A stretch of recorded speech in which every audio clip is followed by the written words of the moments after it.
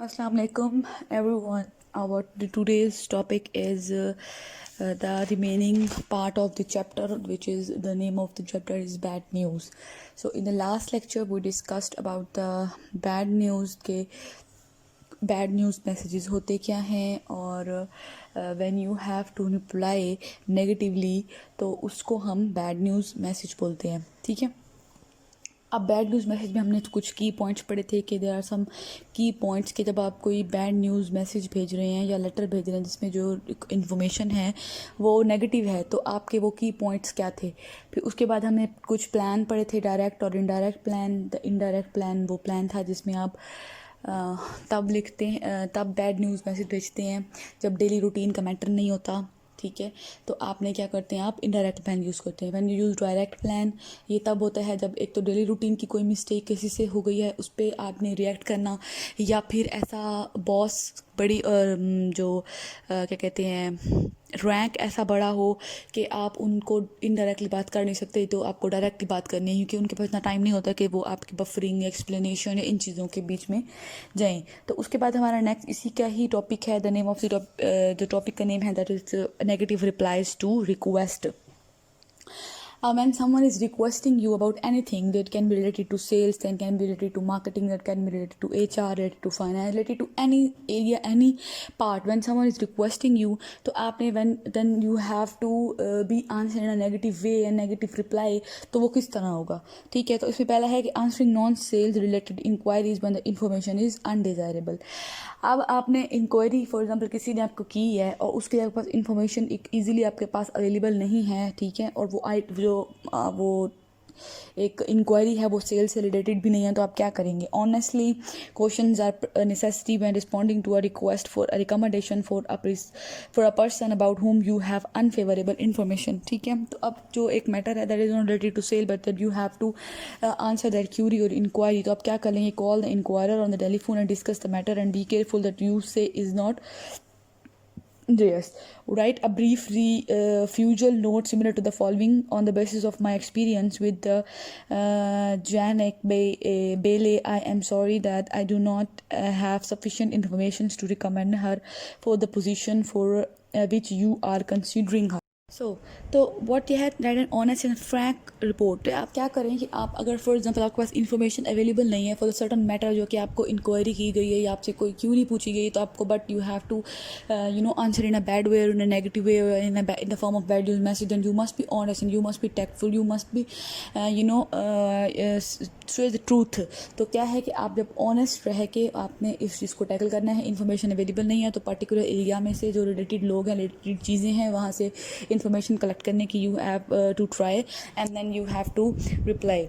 Then we have refusing adjustments on claim and complaints. For example, you have a company and selling company and you sell the clothes, shoes or anything, sale of any business. ठीक है, तो आप क्या करते हैं कि you are selling something and when on those sales items that you receive the claim and complaints and how you will tackle such complaint and complaints. ठीक है, तो अब क्या है कि जब आपने फॉर एग्जांपल आपने इसमें दो हैं बड़े फर्दर पॉइंट्स. ठीक है, पहला पॉइंट ये है कि the customer is at fault. अब जो कंप्लेंट हो रही है उसमें जो कस्टमर है वो फॉल्ट पे है. अब वो कैसे फॉल्ट पे है. अब फॉर एग्जांपल आपने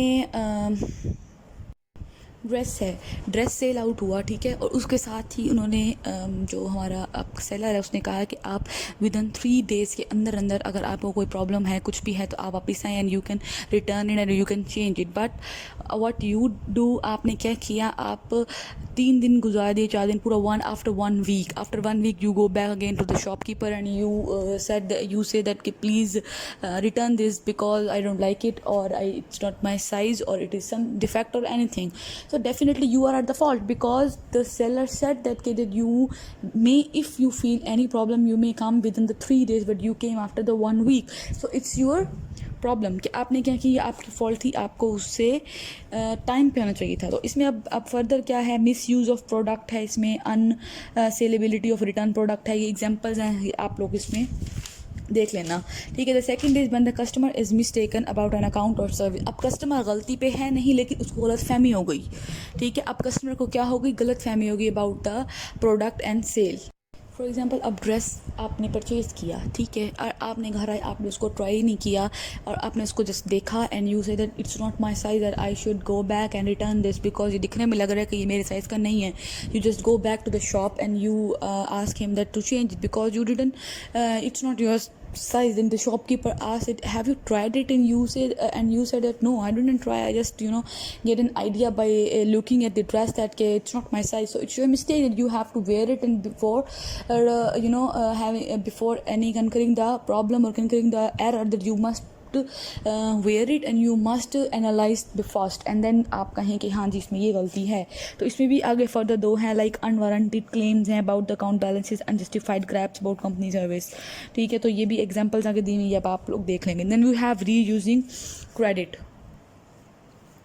ठीक है, रिफ्यूजिंग क्रेडिट. अब रिफ्यूजिंग क्रेडिट क्या है? आपने एक बैंक है, आपने अप्लाई किया, you apply for the loan के मुझे लोन की ज़रूरत है, प्लीज़ मुझे जो है आप लोन ग्रांट करें. अब यू आर नॉट एबल, आप इस काबिल नहीं है कि आप लोन वापस कर सकें. अब जो बैंक है वो definitely before giving the loan properly पहले देखेगा कि क्या आया कि क्या जो कस्टमर आया वो इस काबिल है कि वो हमें रिटर्न कर पाए कि नहीं. क्योंकि बैंक की जो पॉलिसी होती है वो यही होती है कि वो ये देखते हैं कि आया कि हमारा लोन वापस मिलेगा या नहीं मिलेगा, या फिर वो इंटरेस्ट पे कर सकता है या नहीं इंटरेस्ट पे कर सकता.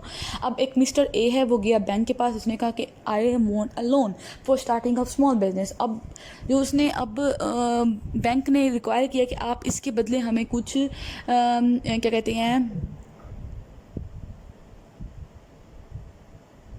कुछ आप हमारे पास रखवाएं, लाइक हमारे पास कुछ पेपर्स, कुछ ज्वेलरी, कुछ anything in return for the gold आप हमारे पास सेव करवाएंगे, रखवाएंगे for the in the case कि आप अगर नहीं कर सकते तो आप वापस नहीं कर सकते तो हम उसमें से अपना लोन जो है वो पूरा कर लेंगे. But when the bank ask you said कि I don't have anything to for the sake of giving you as this security. तो अब क्या है कि आप सिक्योरिटी ही नहीं दे सकते बैंक को, तो why bank will give you the loan. तो bank have to give you the negative reply and bank have to give you the negative answer. Bank have to say the no. When the bank is saying no, that is definitely a bad news message for the customer के एक bad news है कि हमें नहीं मिला and I can't start the business because I can't have the loan.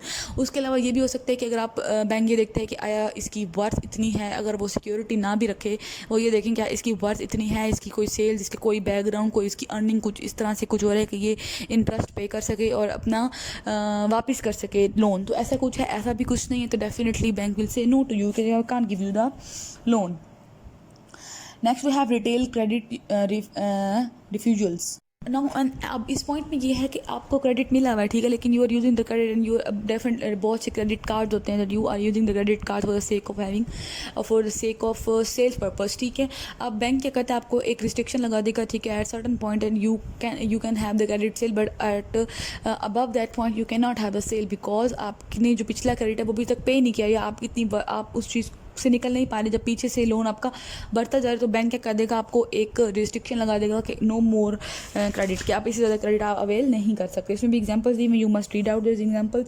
ठीक है, after ये लेटर्स भी प्रॉपर लिखे हुए हैं कि अगर आप टेलीफोन पे कर सकते हैं, आप इन बैड न्यूज़ दे सकते हैं, अगर नहीं तो आप लेटर पे डेफिनेटली लेटर लिखेंगे and the form of letter आप करेंगे. मर्चेंडाइज क्रेडिट रिफ्यूजल्स हैं कि wholesale or mercantile credit is credit extended by one business firm to another, and the perfect organizational pattern for these credit refusals in the bad news plan. कि इसमें कि एक business दूसरे business को अगर देता है क्रेडिट, फॉर एग्जांपल हम देख रहे हैं कि एक शॉप है, छोटी शॉप है, एक साथ ही दो शॉप्स हैं, तो एक दूसरे के साथ क्रेडिट के ऊपर टर्म्स के ऊपर कर रही हैं, अगर कुछ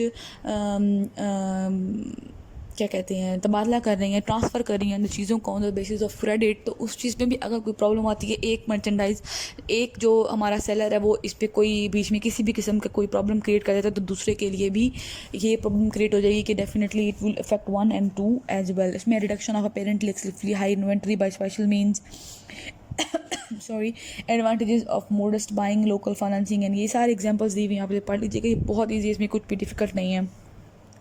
Acknowledging orders you must cannot fill now or attack. If you have good news, state that first before communicating your bad news. Example कहते हैं कि आपके पास 2 टाइप्स की इन्फॉर्मेशन है, आपके पास एक गुड न्यूज़ भी है और साथ ही आपने बैड न्यूज़ भी देनी, तो आपको फर्स्ट ऑफ ऑल क्या है, you have to give the good news first, then you have to give the bad news. ठीक है, इसमें पहला पॉइंट है इनकम्प्लीट और वैग ऑर्डर्स। फॉर एग्जांपल कहते हैं कि अगर आपने कस्टमर ने आपको ऑर्डर की समथिंग एनीथिंग, हम ऑनलाइन ऑर्डर की बात करते हैं तो डेफिनेटली अगर आपने उसमें सब कुछ लिखा है लेकिन टेलीफोन नंबर लिखना भूल गए, या आप उसमें एक एड्रेस लिखना भूल गए, या आप उसमें क्वांटिटी मतलब कुछ भी चीज़ आपने ओमिट कर दी, आपने नहीं की, तो definitely the seller has to give you the bad news that you can not deliver the item because आपने इन्फॉर्मेशन जो है वो स्किप कर दी है। Than orders for out of stock items to be back order. ठीक है, आप इसमें भी आपका ऑर्डर आया लेकिन आपके पास वो स्टॉक ही नहीं है, अवेलेबल नहीं है, तो आप स्टिल फिर क्या करेंगे, उनको बैड न्यूज़ सुनाएंगे डेफिनेटली कि that we don't have the things, but पहले आप गुड न्यूज़ दे देंगे कि बहुत जल्दी हमारा ऑर्डर जो है वो रीस्टॉक हो जाएगा, तो you can order it in 1 week but now we don't have the stock. Then we have order for out of stock items for which you suggest a substitute. ठीक है, अब ऐसा भी होता है ऑनलाइन पेजेस पे आप देखते हैं कि एक पेज पे आप कोई चीज़ ऑनलाइन ऑर्डर करते हैं और वहाँ पे नहीं होती, तो वो क्या करता है, आपको सजेस्ट कर देते हैं कि we don't have but this page can give you the product. तो क्या होता है कि उनकी आपस में एक कम्युनिकेशन होती है कि ठीक है, अगर हम नहीं अवेलेबल कर सकेंगे तो उसकी जगह पे दूसरा आप अवेलेबल जो है उस दूसरे पेज से आप ले सकते हैं, दूसरा आपस में उनकी बातचीत। तो जैसे आप कहीं आप रेल में भी देखें, हम किसी शॉप पे जाते हैं, वहाँ में कोई चीज़ नहीं मिलती तो हमें रिकमेंड करते हैं कि हमारे पास नहीं, आप आगे चले जाए, फलां शॉप फलां जगह पे है, वहाँ से आपको ये मिल जाएगा। तो क्या होते हैं कि आपस में टर्म्स होते हैं। Then we have declining invitation and request for favour. This point is about that कि declining invitation and request of favour means कि समटाइम जो हमारा बिजनेस होता है, जो हमारे सेलर होते हैं, दे हैव टू रिफ्यूज़। अब आपको उनको मना करना ही पड़ता है आपको किस चीज़ के लिए, for the sake of any bad record. जैसे लोन की बात करते हैं, लोन की हमने एग्जांपल ली थी पीछे कि if you go for a loan from the bank and when the bank cheque out the record of your character, 5 C's होते हैं बैंक में, character, credit and all the 5 C's होते हैं, आप उसमें देखिएगा, मेरे माइंड में नहीं आ रहे। आपको क्या होता है कि वो देखने होते हैं before giving the loan, before having an relationship with the customer. तो बैंक ये एक मेन फोकस करते हैं। तो अब बैंक करेक्टर एक जो सी में से एक है करेक्टर। आप करेक्टर देखते हैं कि इसका बैकग्राउंड क्या है, करेक्टर कैसा है, कि क्या ये इसका कहीं और से लोन लिया है, वापस किया नहीं किया, how is this customer to deal with the other sales or other bankers or other any organization or company। तो क्या है, अगर आपका रिकॉर्ड पीछे से खराब है तो definitely they have to refuse for something। then we have unfavorable unsolicited messages, announcing bad news messages about price and service. बहुत ईजी है, प्राइस और सर्विसेज के बारे में कोई बैड न्यूज़ मैसेज अनाउंस कर, उसमें लेटर्स दिए हुए, मैसेज दिए हुए, देख लें आप। Personalising for non conformity to rules and procedures. ठीक है, ये रूल प्रोसीजर के बारे में। कन्वेइंग अदर बैड न्यूज़ बहुत ही ईजी है, ये आप लोग रीड आउट करें। आपको समझ नहीं आएगा तो आप मुझसे पूछ लीजिएगा, जो भी प्रॉब्लम हो। बहुत सिंपल है, कुछ भी नहीं। एग्जांपल्स दी हुई हैं सारी कि ये सिचुएशंस दी हुई कि ये सिचुएशन होगी तो बैड न्यूज़ किस तरह से करना और क्या लेटर्स हैं बीच में। बस it's really simple, you just read out this. अगर आपको समझ आए ठीक है, नहीं समझ आई तो you can ask me the question.